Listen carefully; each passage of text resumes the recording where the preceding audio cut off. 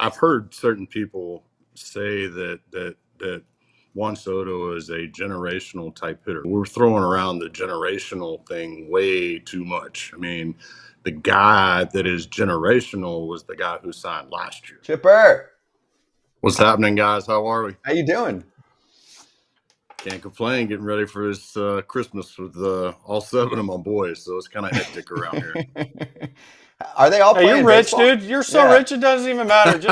Just be like, just what do you guys want? We'll just take you to the mall. Here's a gift card for like 10,000. Just get whatever y'all want, kids. I'll see y'all afterwards. Yeah, it's that's kind of what my gift list kind of consists of. I grab a envelope and throw a couple $100 and they can go get what they want. Yeah, because you ain't making them all happy if you try to go through the list the whole time. You're like, all right, he wants this check, and then you're like, damn, the other. Oh man, just get what you want, kids. I feel like there's a lot of repeats. Instead of going through the whole list, I'll just buy a whole bunch of one thing and throw it in a stocking for everybody. So.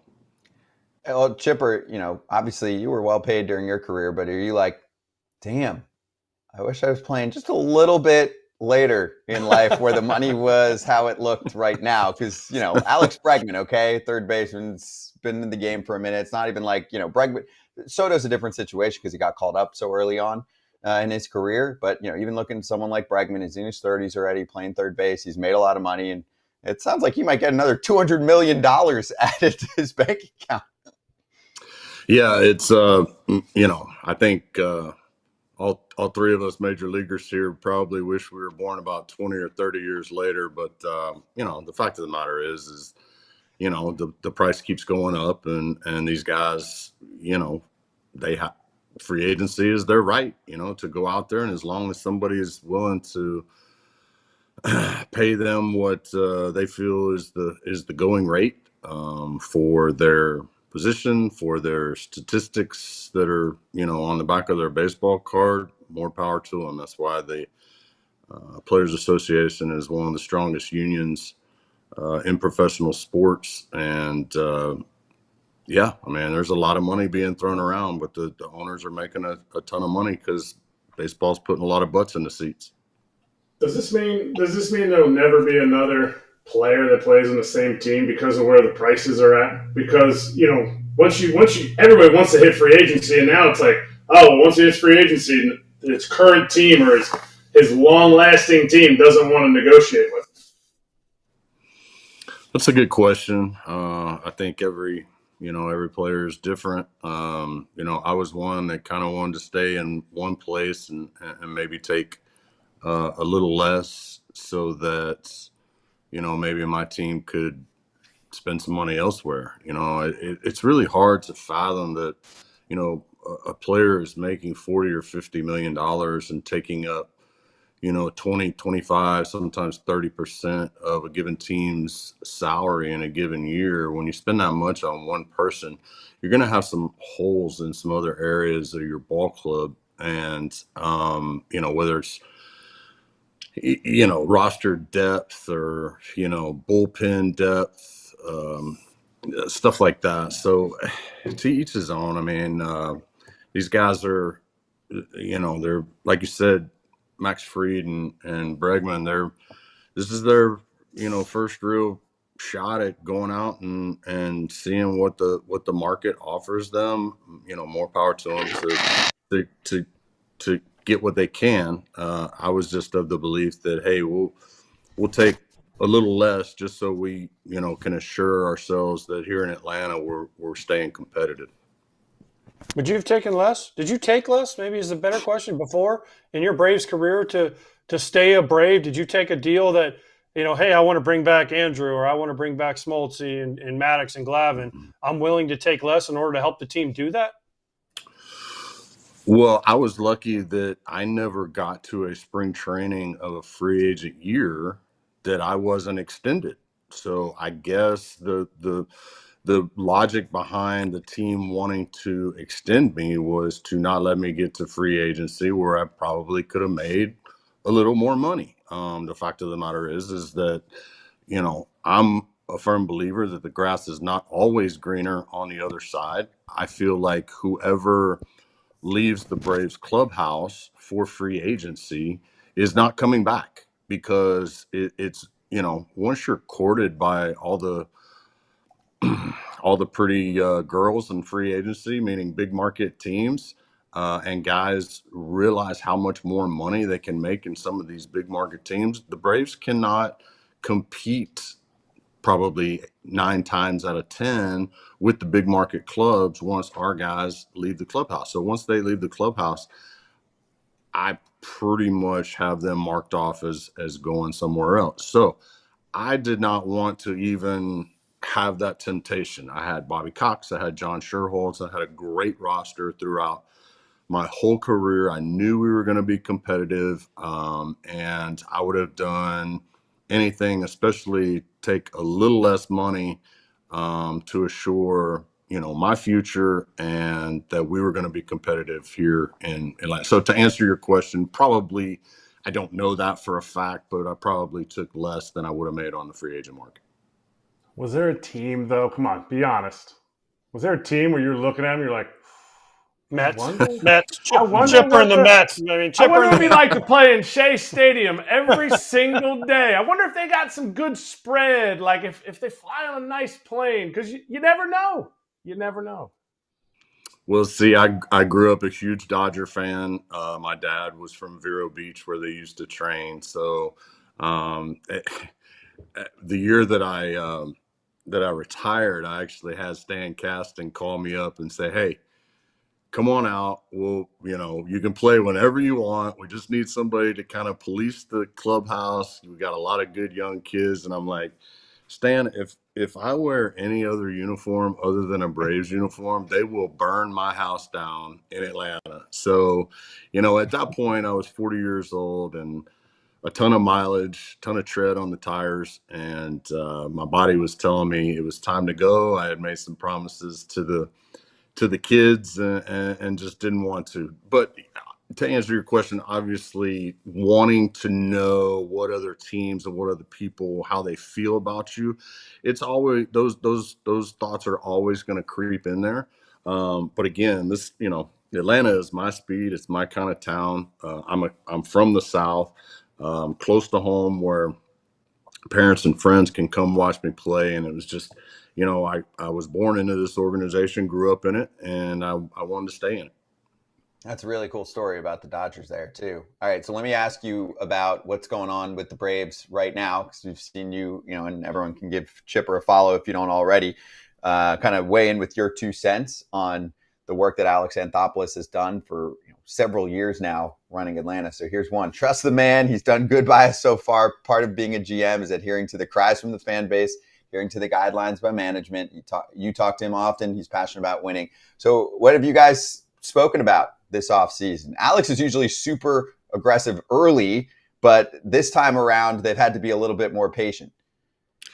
Yeah, I think whenever you have certain limitations to your purse strings, you have to weigh each and every deal. And I think you saw last year, with the myriad of injuries that the Braves had throughout their everyday lineup, throughout their starting staff, you really saw how maybe thin they were with depth at the higher levels and whatnot. And I think you saw the De La Cruz move yesterday or the day before, and that's one of those depth moves. Not saying he couldn't crack the starting lineup coming out of spring training, but he signs a non-guaranteed deal. So that's for depth, in case we do have another rash of injuries. And not, he's probably not done.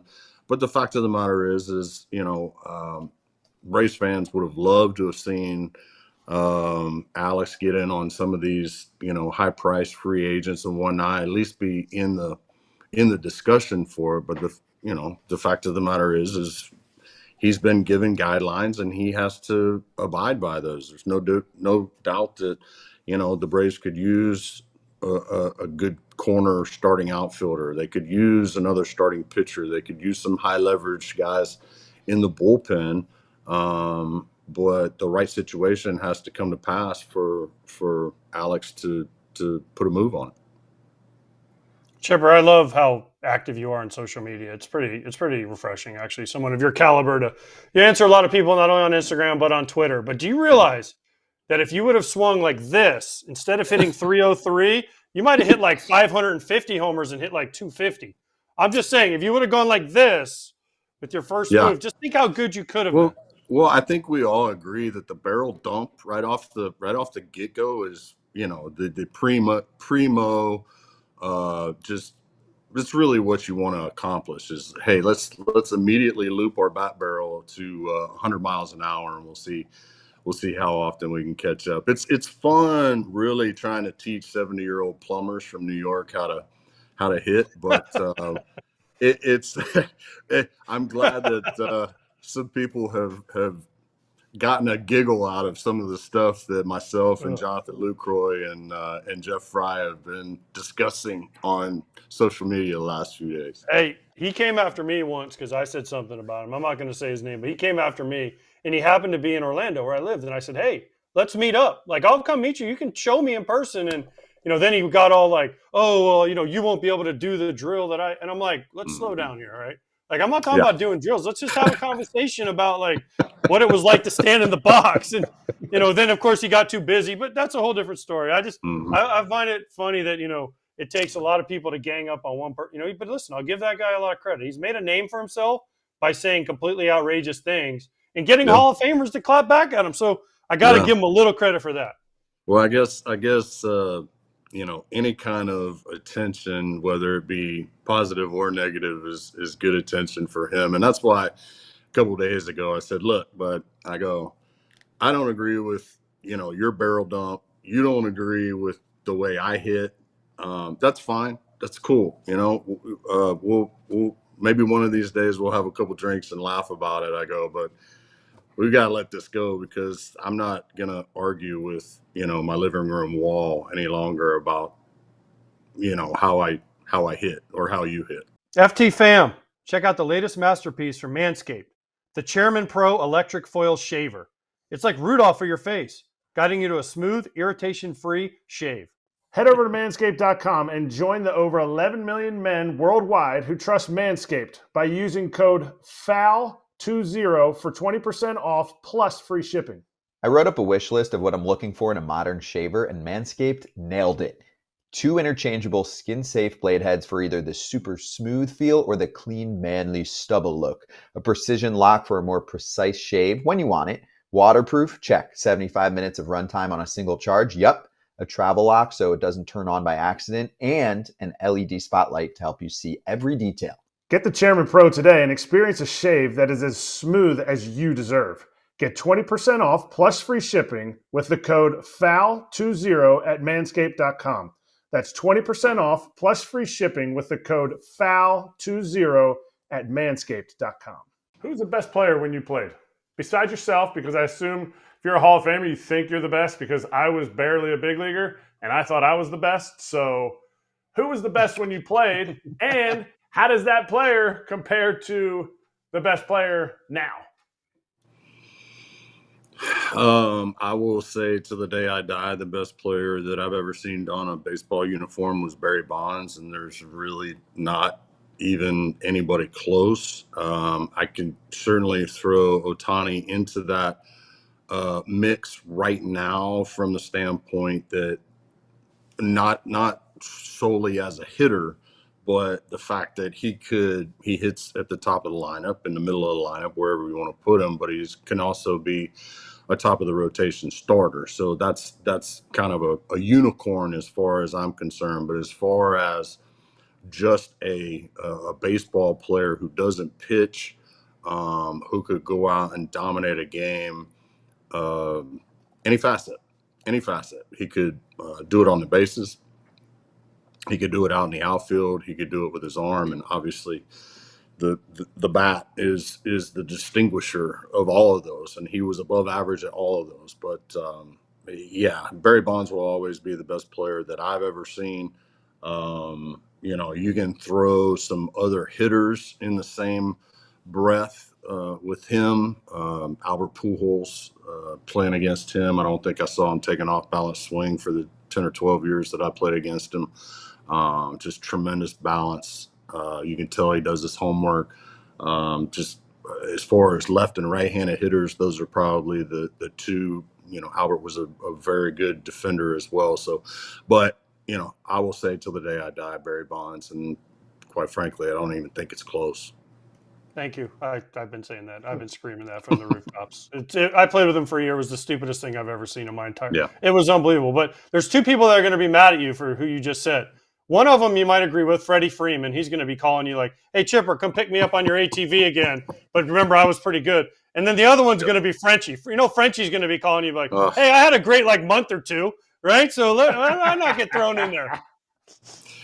Well, I can make a case for Freddie because I think Freddie's destined for the Hall of Fame. Obviously, this past postseason was kind of the cherry on the top for him to be able to go out and do some of the things that he did was really kind of spine tingling, and just to have had a little bit of an influence his first couple years on him. In the batting cages and whatnot was it was kind of a big brother moment, big brother, little brother moment for me, just texting him throughout the World Series and whatnot. Couldn't be happier for him. Frenchie,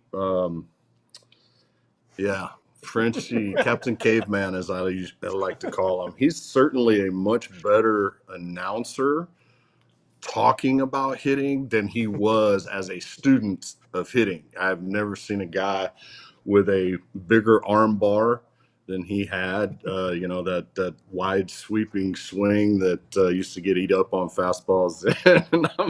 And no matter how much you try and talk to Frenchie about hitting, it was just see ball, hit ball, bang, bang, bang, bang. You know what I mean? And but love the kid to death, and good to see he's making a name for himself in the broadcast booth.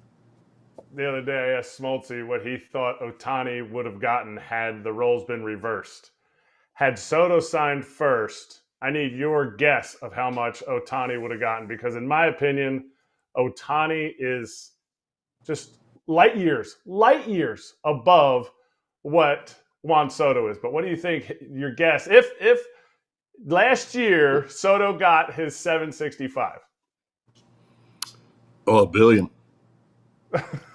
a billion. I mean, I've heard certain people say that Juan Soto is a generational type hitter. Juan Soto is a very, very good, disciplined hitter, but we're throwing around the generational thing way too much. I mean, the guy that is generational was the guy who signed last year. Like, that is a once in a generation type of player, talking about Ohtani. But again, the value is in the eye of the beholder, and we all know how competitive the back page of the New York Post is, and whoever resides on the back page wins the day. And the Yankees and the Mets, they compete for that page nonstop. And Steve Cohn and the Mets decided they wanted to own the back page for a little bit, and they got it. So it is what it is. But I say if Soto signs first and Ohtani comes up a year later and Soto got 765, then there's no doubt in my mind that Ohtani gets $1 billion. All right, two quick things, real quick, Chip, before Kratz has a special video for you he wants to show you. One, was Shea Stadium your favorite stadium you played in when they were chanting Larry at you? Was that like your favorite place to go and play? It was certainly one of them. People ask me all the time my favorite stadiums, and from a standpoint of true adrenaline rushes, I grew up my dad raised me in the shadow of Mickey Mantle, and he always used to say, if you can be successful on that stage when the lights are the brightest, you can be successful anywhere. So it was not just a game in the middle of May or June when we went to New York to play the Mets or the Yankees. It was seventh game of the World Series for me. I wanted to stand out. I wanted to shine. Obviously, when I was younger, I said some stuff, that Mets fans didn't like very much. And, they let me hear about it, from then on till the end of my career. We got 40,000 people yelling your given name at one time, and you make a right turn at first base or walk back to the dugout after striking out, they let you hear about it. So you want to make sure that you are motivated enough to make enough left turns to shut them up from time to time during the course of the game. But Shea was definitely one of my favorites. Obviously, playing in Denver where you can hit the ball, 500 feet easily. I always used to love playing in Houston. Us and the Astros had a really good run there for a while. So those were three of my favorites. Okay, well, I mean, Denver doesn't count because that was like every hitter loved Denver, so that one was Right. okay. Now, before Kratz gets to his video, we mentioned Freddie Freeman. I played with Freddie after you retired, and so I think you started him, and then I hope that I finished him off as a product and got him to where he was. I wasn't near the influence you were on him, but listen, every day he wore his shirt, and it was the old battle axe, and it was a Chipper Jones, and it said the old battle axe. Now, did he carry that over to L.A.? And where the heck did that nickname come from you? Because I never heard anyone call it, and then Freddie every day had the old battle axe shirt he'd wear. Well, I think it was just a nickname that they give the old guys. I came right there at the end. We had a bunch of young guys, and I would try and throw my clout around every once in a while, and they'd be like, "Shut up, you old battle axe," like you're on the way out anyway. So it kind of stuck. But Freddie had that uniform or that shirt that had all my stats, my career stats on the back of it. And I really think that he kind of uses it for motivation. He's like, I'm gonna eclipse all those numbers. So if I can be an influence either directly or indirectly that helps him, have something to shoot for, then I think he's headed in the right direction. All right. Obviously, you're going to have some commentary as we go over this video because this video is no audio, so we can talk about it. But your battle axe face was going out. You were going out. You're at second base. There's 2 outs here, and this is what happens. Oh! Oh my goodness! Yes, that was. The last thing that I wanted to see when I was rounding third was, 6'5". What are you right there? About 250, 260 right there. Yep. I mean, and I'm thinking to myself, man, I hope this throw doesn't take him up the line. And sure as, crap, it sure did. Took him right up the line. And you can see I have nowhere to go. Like I can't. If I go around him looking at busting up my knee again, and trust me, I did not want contact with a freight train like that, but I did the best I could. Kudos to EK for hanging on to it. I know Halliday wasn't real happy with me when I bowled over his catcher, but he was cussing up a storm at you. He was cussing up a storm at you. But this is what I tell everybody about. People are always like, "Oh man, I remember when you got crushed by Chipper." Not a big home run I hit or anything like that. They're like, "I remember when you got hit by Chipper." And they're like, "What do you remember from it?" I said, "I remember the fact that you played the next day. The next day was a day game, and you played.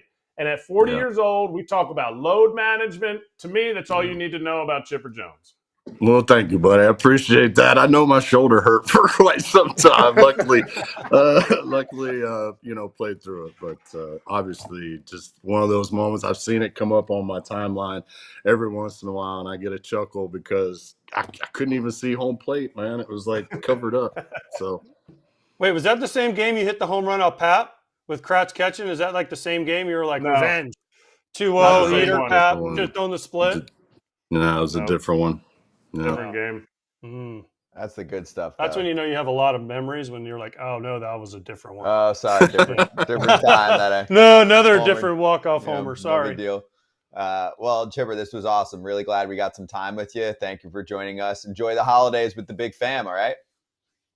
Thanks, guys. Enjoyed talking to you. Same to y'all. Hey, everybody. Be sure to like and subscribe for more content. We're back here every weekday, all year long, so do not miss an episode. The videos are coming in all day. Here's another video you might enjoy. Baseball the way it should be covered.